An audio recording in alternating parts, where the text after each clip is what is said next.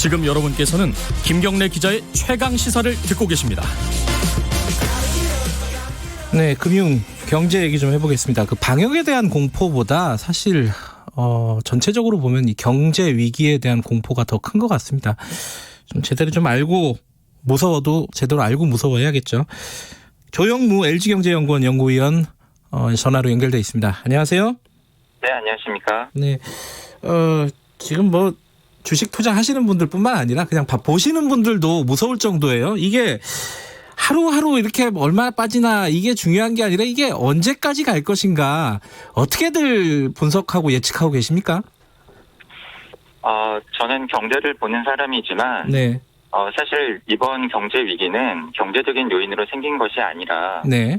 질병으로 인해서 생긴 것이고요. 네. 그렇다 보니까 지금 현 상황에서 경제를 하는 사람들의 이야기보다는 네. 저 개인적으로는 질병 전문가라던가 또는 감염 전문가분들의 얘기에 귀를 기울이시는 것이 네. 향후 상황을 전망하시는데 더 도움이 될 거라고 생각을 하고요. 네. 그것은 마치 전쟁으로 시작된 경제 위기의 향방을 예측하는 데 있어서 네.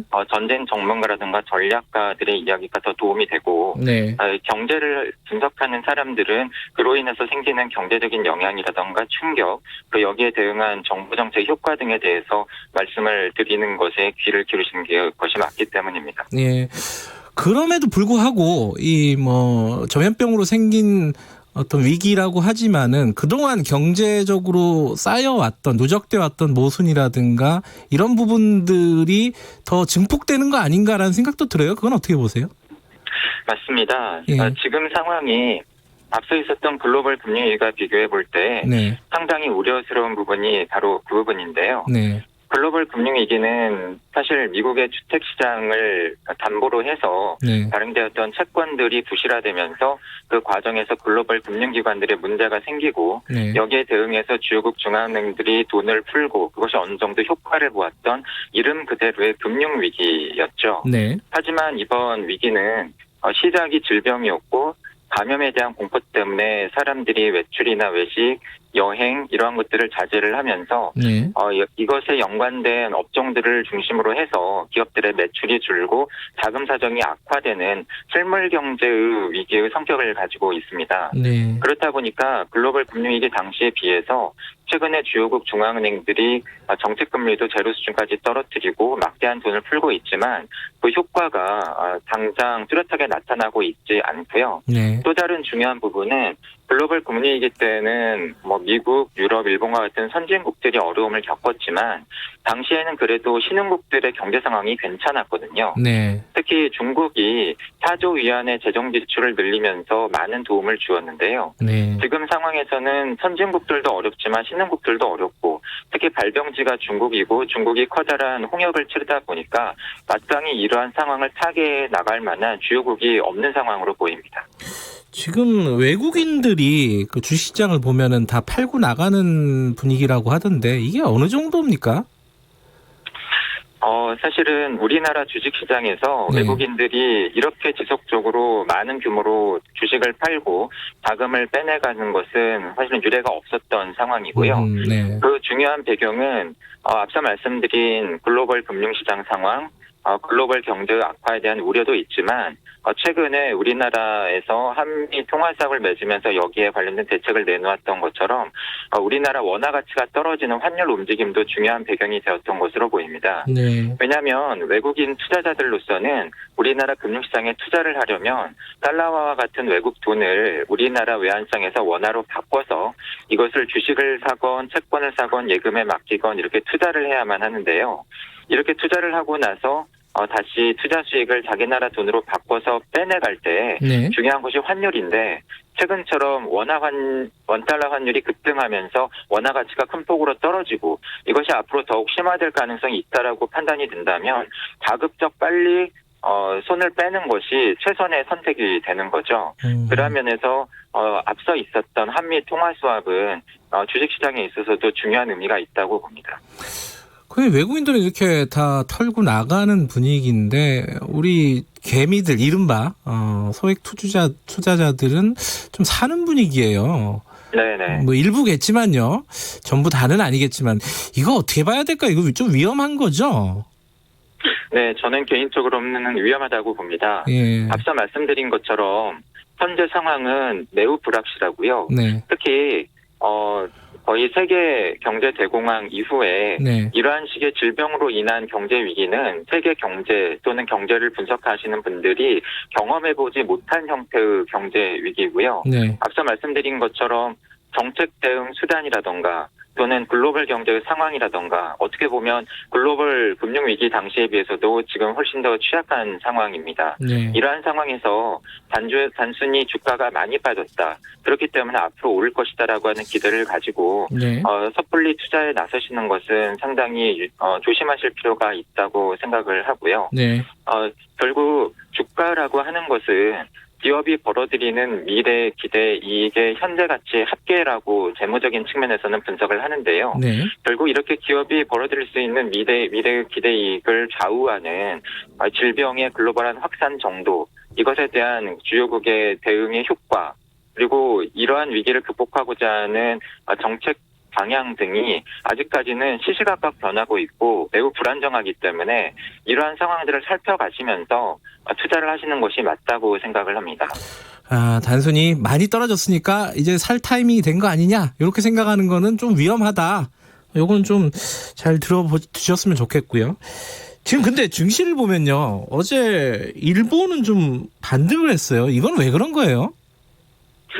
적어도 공식적인 감염자 숫자로 보면 네. 일본은 최근에 많은 우려를 사고 있는 미국이나 이탈리아를 중심으로 한 유럽보다는 네. 감염자 또는 사망자의 증가 추이가 비교적 안정적인 모습을 보이고 있는 것으로 보이고요. 네. 이것은 아무래도 올림픽을 앞두고 감염자 수의 증가를 우려를 한 일본 당국이 검사를 적극적으로 하고 있지 않은 이유도 있을 것으로 보입니다. 네. 하지만 그 외에도 금융시장적인 요인도 있는 것으로 보이는데요. 네. 일본 중앙은행은 미 연준이 정책금리를 제로 수준까지 떨어뜨리고 최근에 매우 강한 강도로 양적 완화를 시행하겠다라고 미국 중앙은행이 발표를 하고 있고 네. 유럽 역시도 강력한 통화 완화 정책을 펴고 있는 가운데 일본 중앙은행이 펴고 있는 통화 완화 정책의 핵심이 주식시장에 돈을 넣는 것입니다. 보다 더 구체적으로 말씀을 드리면 상장지수 펀드라고 불리는 ETF를 네. 일본의 중앙은행인 일본은행이 매입을 하면서 네. 주식시장에 직접적으로 자금을 공급하는 형태의 통화 완화 정책을 펴고 있는데요. 예. 그렇다 보니까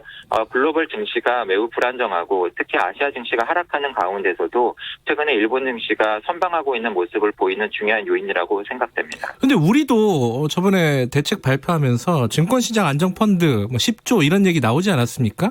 네. 근데 그거 우리는 아직 그게 효과가 없는 모양이에요?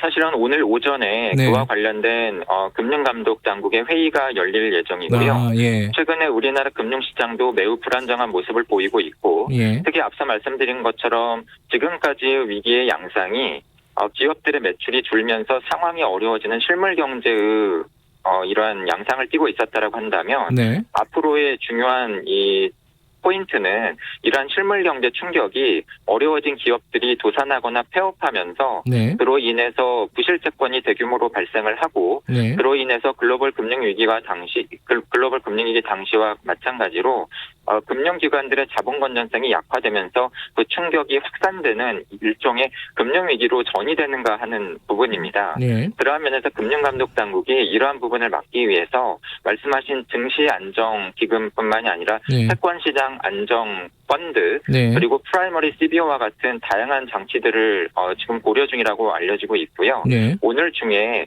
그 규모라던가 또는 시행 방안과 같은 보다 더 구체적인 내용이 발표될 예정입니다. 방금 말씀하셨는데 이제 회사채 걱정을 많이들 하더라고요. 이제 4월에 회사채 만기 도래하는 물량이 많다. 네. 이 부분에 대한 대책들은 좀 충분한 상황입니까? 어떻습니까 지금 상황이? 저희가 한 3가지 정도의 각도에서 좀 생각을 해볼 여지가 있습니다. 예. 최근에 금융감독당국에서 언급하고 있는 채권시장 안정펀드의 규모는 한 10조 원 정도인데요. 네. 앞서 글로벌 금융위기였던 2008년 당시에도 비슷한 형태의 채권시장 안정펀드가 시행된 바 있습니다. 네. 조금 더 자세히 설명을 드리면 채권시장 안정펀드는 금융기관들이 돈을 객출을 해서 이러한 10조 원 정도의 펀드를 만들고요. 네. 여기에서 모인 돈을 가지고 자금 조달에 어려움을 겪고 있는 기업들이 발행을 한 채권을 사줌으로써 네. 이러한 기업들의 돈이 수혈될 수 있도록 하는 장치입니다. 네. 하지만 규모 면에서 보면 글로벌 금융위기 이후에 금융시장의 규모, 채권시장의 규모가 커졌기 때문에 10조 원이 충분치 않다라고 하는 지적이 나오고 있고요. 또 다른 부분은 속도인데요. 네. 최근에 이러한 채권시장 안정펀드와 같은 금융시장 안정 방안이 거론은 되고 있지만 그것이 구체적으로 언제부터 시작되는지가 여전히 명확하지가 않습니다. 네. 그리고 마지막으로는 보다 더 중요한 것이 금융시장 안에서 최근에 불안을 사고 있는 기업들 그리고 업종이 분명히 존재하고 있는데 네. 이러한 기업들 업종들이 과연 시의 대상이 될 것인가가 아직까지 구체화되고 있지 않습니다. 이러한 면에서 속도를 보다 더 빨리 하고 네. 내용을 구체화시킴으로써 네. 자금시장, 채권시장 안에서 번지고 있는 막연한 불안감을 진정시키는 것이 필요할 것으로 보입니다. 예. 큰 틀에서 뭐 액수가 중요한 게 아니라 구체적으로 어떤 시행이 이루어질 것인지 이 부분이 빨리 나와야 된다. 이런 속도도 말씀이시네요. 중요합니다. 속도도 네. 중요하고요. 근데 또 하나 아까 그 금융기관 얘기하셨는데 금융기관들 우리나라 금융기관들이 미국 쪽에 위험자산들에 많이 투자했다. 그래서 이 부분도 또 하나의 어떤 뇌관이 되지 않겠냐 이런 얘기도 있더라고요. 이 부분은 어떻게 봐야 돼요?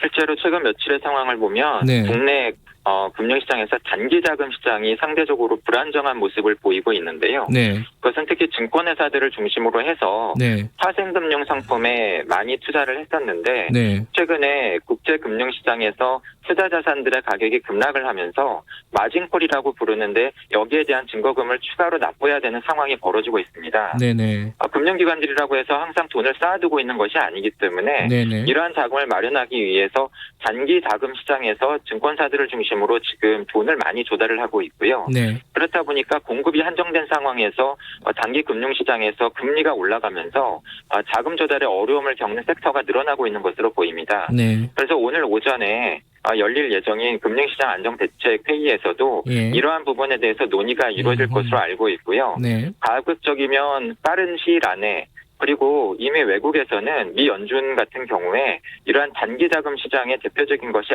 레포 시장인데요. 네. 이러한 레포 시장에 중앙은행이 직접적으로 개입을 하면서 돈을 공급함으로써 이러한 자금 시장의 불안을 완화시키기 위해서 노력을 하고 있습니다. 그러한 부분에서 우리나라 통화당국도 이러한 부분에 보다 더 적극적으로 대응할 필요가 있는 것으로 보입니다. 예, 계속해서 속도를 좀 강조를 해주고 계시네요. 환율 얘기 좀 여쭤보면요. 지금 환율 많이 올랐습니다.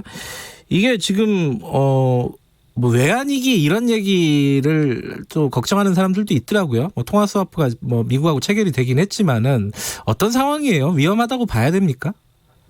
앞서 말씀드린 것처럼 네. 원달러 환율이 급등하면서 네. 상대적으로 원화 가치가 급락을 하면서 그것이 외국인 투자자들이 국내 주식을 대거 파는 중요한 요인이 되고 있다고 말씀을 드린 바 있는데요. 네네. 그런 면에서 보면 한미 양국의 중앙은행 간의 통화 수합 계약이 맺어져서 네. 우리가 필요할 때 600억 달러의 미 달러화를 미국 중앙은행으로부터 직접적으로 공급받을 수 있게 되었다라고 하는 것은 매우 다행스러운 측면입니다. 네. 물론 공짜는 아니고요. 네. 우리 돈 원화와 미국 달러화를 바꾸는 것이지만 상대적으로 통화 수합 계약의 당사자가 이러한 원화를 찍어내는 우리나라의 한국은행이다 보니까 필요하다라고 한다면 큰 어려움 없이 600억 달러를 추가로 조달할 수 있게 된 것이고요. 네. 이것은 이미 우리가 가지고 있는 4천억 달러 규모의 외환 보유고에 더해서 제2의 외환 보유고 역할을 해줄 수도 있고 네. 비율을 한다라고 한다면 가계 입장에서 돈이 필요할 때 언제든 꺼냈을 수 있는 마이너스 통장 대출 계좌를 열어둔 것과 비슷합니다. 네. 하지만 장기적인 효과 측면에서 보면 글로벌 금융시장에서 현금 부족 현상, 금융시장에서의 국제금융시장에서의 현금은 결국은 기축통화인 미국 달러화이기 때문에 네. 달러화 부족 현상이 벌어지고 있는 가운데에서 단순히 국내 외환시장에서 달러화가 어느 정도 공급이 늘어난다고 하는 것은 네. 원달러 환율의 급등에는 다소 도움이 될 수 있겠지만 큰 틀에서의 미국 달러화 강세 기조를 바꾸기는 어렵기 때문에 예. 당분간은 달러화 가치가 오르고 원화 가치가 떨어지는 현상이 지속될 가능성이 높아 보입니다.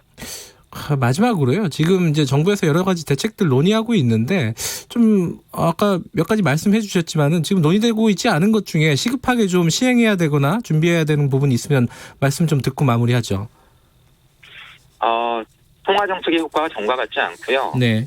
아이러니하게도 각국 중앙은행들의 수장인 중앙은행 총재들이 재정 정책의 중요성을 강조하고 있습니다. 네. 하지만 국가 신인도 하락에 대한 우려도 있고요. 네. 그리고 정부가 쓸 수 있는 재정 역량에도 한계가 있기 때문에 쓸 수 있는 재정 지출을 효율적으로 쓰는 것이 가장 중요하고요. 네. 그러한 면에서 보면 너무 광범위한 계층에 소액의 돈을 나누어 주기보다는 네. 어려움을 겪고 있는 계층, 앞서 말씀드린 어려움을 겪고 있는 기업, 살아남는 것을 걱정하는 쪽에 집중적으로 자금이 주입되도록 하는 정책이 필요할 것으로 보입니다. 알겠습니다. 그 속도, 구체성, 그리고 어려움을 겪고 있는 사람들에 대한 지원, 이런 부분들을 말씀해 주셨습니다. 고맙습니다. 네, 감사합니다. 조영무 LG경제연구원 연구위원이었습니다.